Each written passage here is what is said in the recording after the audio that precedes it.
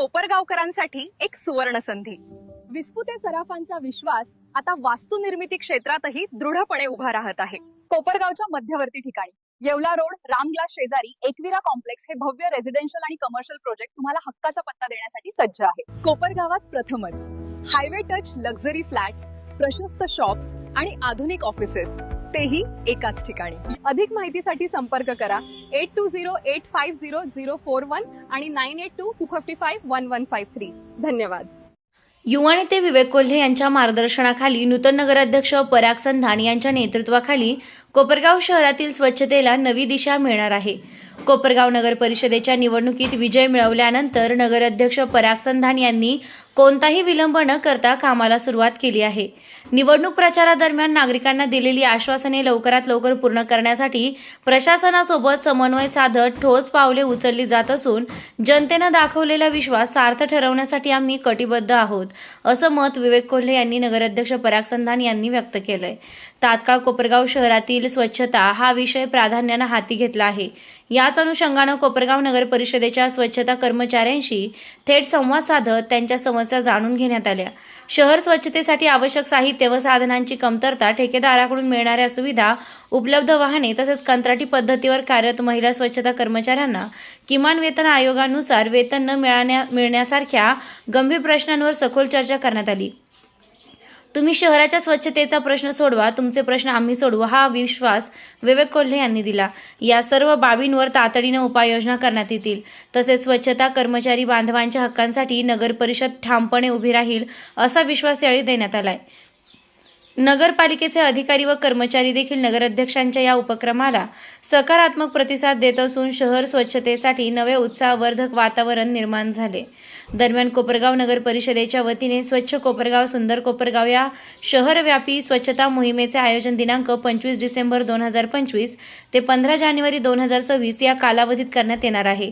या मोहिमेत सामाजिक संस्था, विविध संघटना, व्यापारी युवक मंडळे, महिला बचत गट तसेच शाळा व महाविद्यालयांनी मोठ्या संख्येने सहभागी व्हावे, असे आवाहन यावेळी करण्यात आले.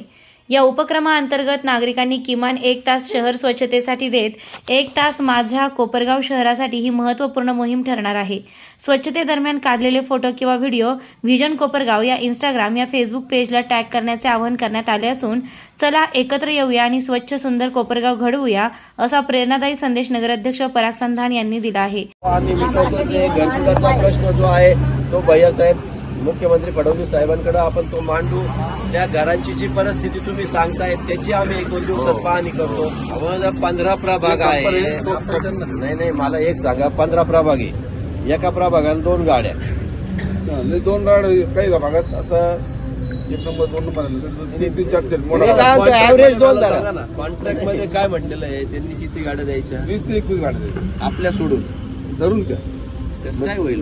15 प्रभाग आहे, ते 30 गाड्या होतात 2-2 म्हटल्या तर. त्यावेळेस आपल्याकडे गाड्या आता गाड्या त्यांच्याकडे गाड्याच नाही. तेवढ्याच चालू आहे. 19 गाड्या. अजून काय कॉन्ट्रॅक्ट मध्ये? रोड स्वीपरचे मशीन, 2 ट्रॅक्टर आहे. 2 ट्रॅक्टर आहे का ते? ट्रॅक्टर आहे. कुठे आहे ते 2 ट्रॅक्टर?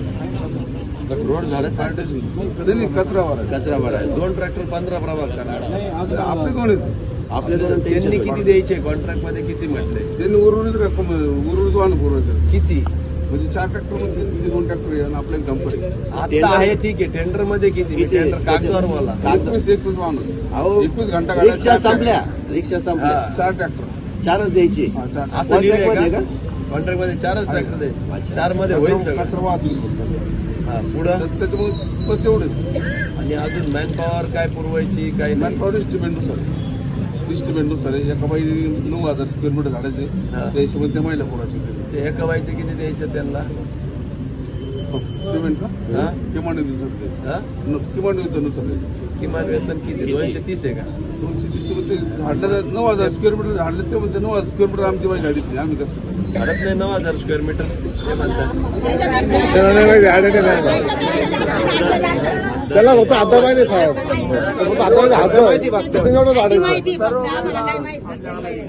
त्यांना आता किती स्क्वेअर फूट झाडलं त्यांना तेच समजत. आता 240 रुपये 9,000 स्क्वेअर फूट झाडून घ्यायचे, 11,000 झाडून घ्यायचे. त्याला 9,000 आखून द्या ना, इथून त्या मंदिरापर्यंत येतो. एकदा मोजमाप करा. नाही, रोज हे एवढंच 9,000 झाडायचं. एवढंच झाडायचं संपलं. एवढंच झाडायचं. ती जबाबदारी त्यांची नाही, ते झाडं जास्त लागलं.